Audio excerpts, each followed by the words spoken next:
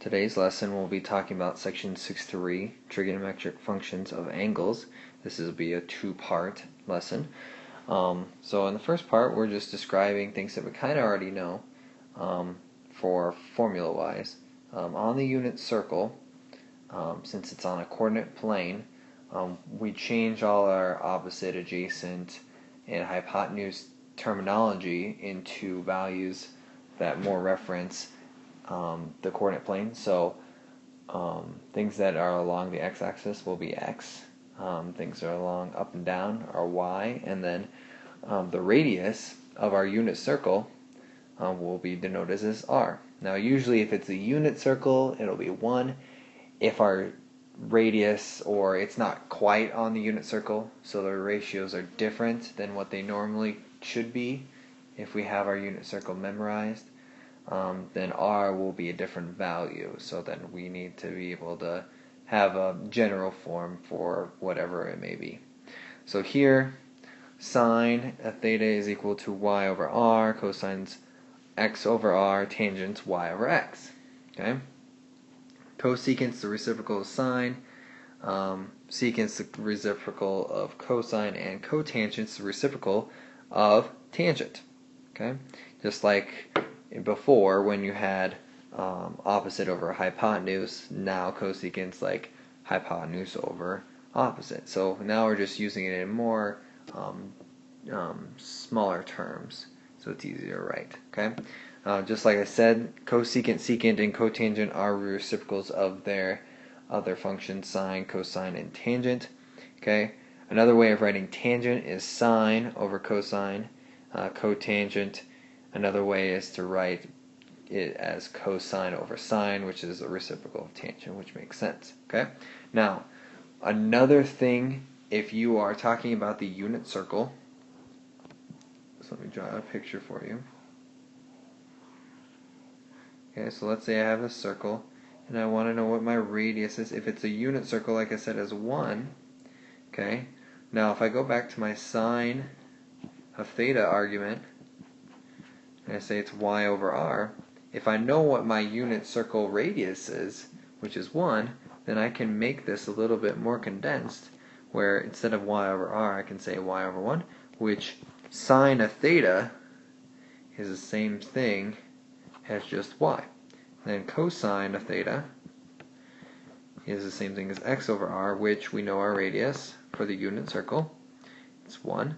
So then cosine of theta is equal to x.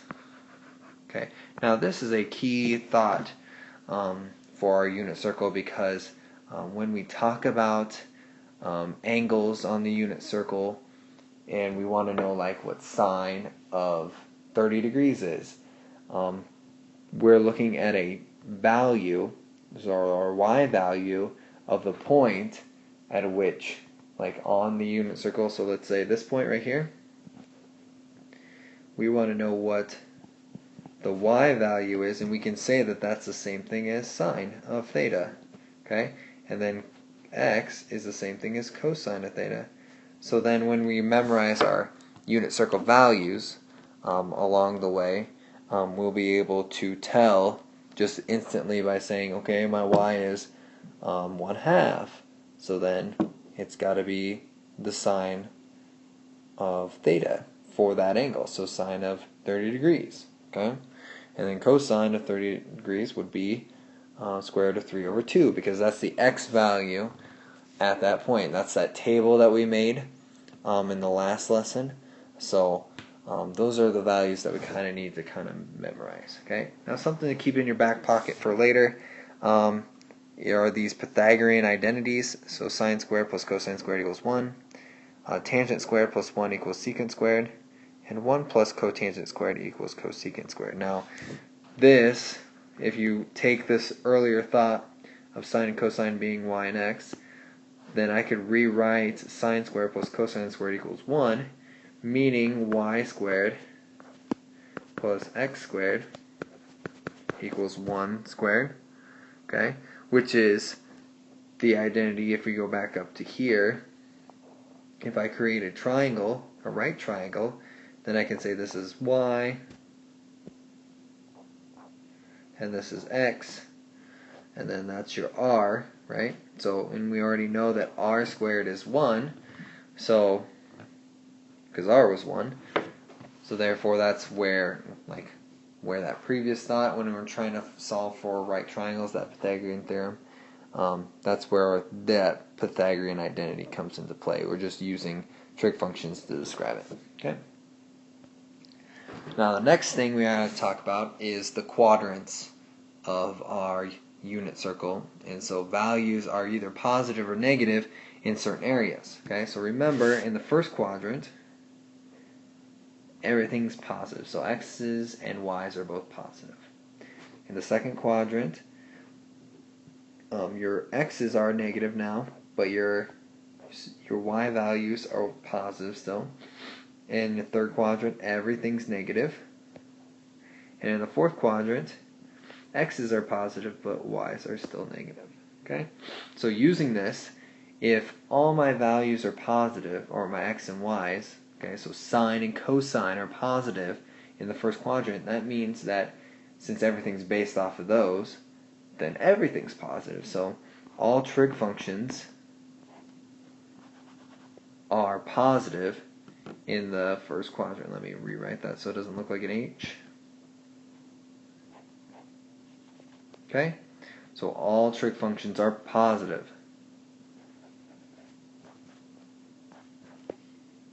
In the second quadrant, since y's are positive, so trig functions that involve sine, so sine and cosecant, are going to be positive. But because cosine's negative, that means cosine and secant are negative, plus tangent and cotangent, since they're the division of sine and cosine, since one's negative and one's positive, that makes those negative as well.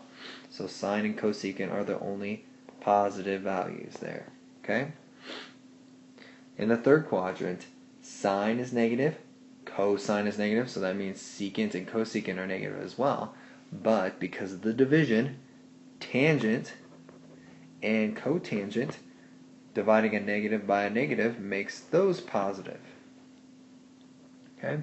And in the fourth quadrant, now cosine is positive, and so that means secant is also positive. Sine and cosecant are negative, and therefore tangent and cotangent are negative because of the division. So now a way to remember this is to look at your letters. So let's say the A, because all, for the main one sine, the main one tangent, and the main one cosine. So if I go around the circle from 1, 2, 3, 4, all students take calculus. That's what the acronym is. So ASTC, all students take calculus, if you want to remember the order of which trig functions are positive in their respective quadrants. Or you can just think about what your x and y values are in those certain quadrants, and so then you don't have to memorize that acronym, but just something that is taught to help remember things. Okay? So then the other thing that we have to talk about is something called a reference angle. Okay? Now a reference angle is an angle that helps you refer to things that you know. Now the three that we kind of know already are all going to be in the first quadrant. So you have 30 degrees, you have 45 degrees, and you have 60 degrees. Okay? So those are all our reference angles that we're going to use mainly to help us find other things. Now, anything in between 0 and 90 degrees is considered a reference angle. So if you were given like let's say 15 degrees or let's 64 degrees or something like that, that's a reference angle technically because you're in the first quadrant with those angles.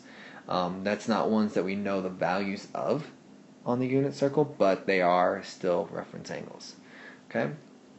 So, if you're a number inside in between 0 and 90 degrees, that means you're in the first quadrant. So that means that you already are a reference angle, so you don't have to do anything. So we say it stays the same if I wanted to find my reference angle. In the second quadrant, I would have to do something. I'll apply a formula type of thing to help me get my reference angle.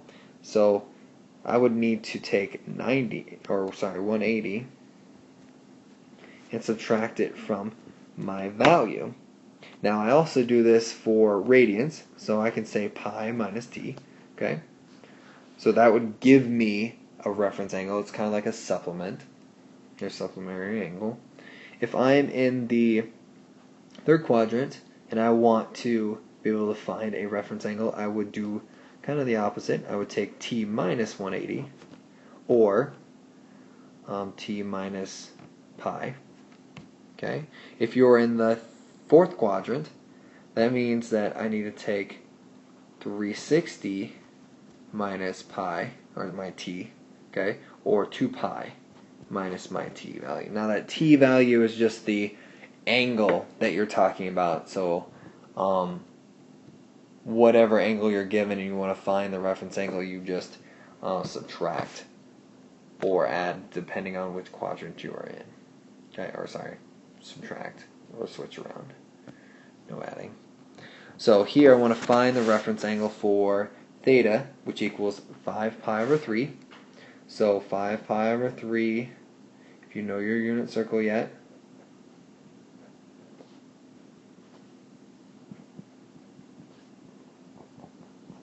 okay, so here 5/3 is smaller than 2 pi, because that would be 6/3, and then is bigger than 3 pi over 2. So this angle actually ends up right here for the most part. Okay, so if I want to find my reference angle, I'm landing in the fourth quadrant. So then that means I need to take 2 pi, because we're in radians, minus my t value, which is that. Okay, I know it's labeled as theta, but that's just trying to reference whatever I need to do. So 2 pi minus 5 pi over 3. Now I need to make common denominators, so this becomes 6 pi over 3.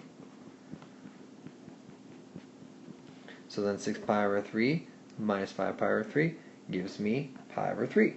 And that angle is in the first quadrant, which is right there, okay, which is the same thing as 60 degrees. So that would be my answer, okay? For 870, I need to subtract to get it in between 0 and 360 first.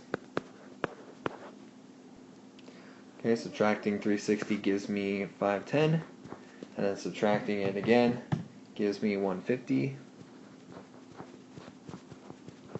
Okay, now that angle is in degrees, so 0, 90, 180. Okay, so then that lands somewhere in the second. So since we're in the second, I need to apply 180 minus my t value. So 180 minus my t value of 150 gives me 30 degrees.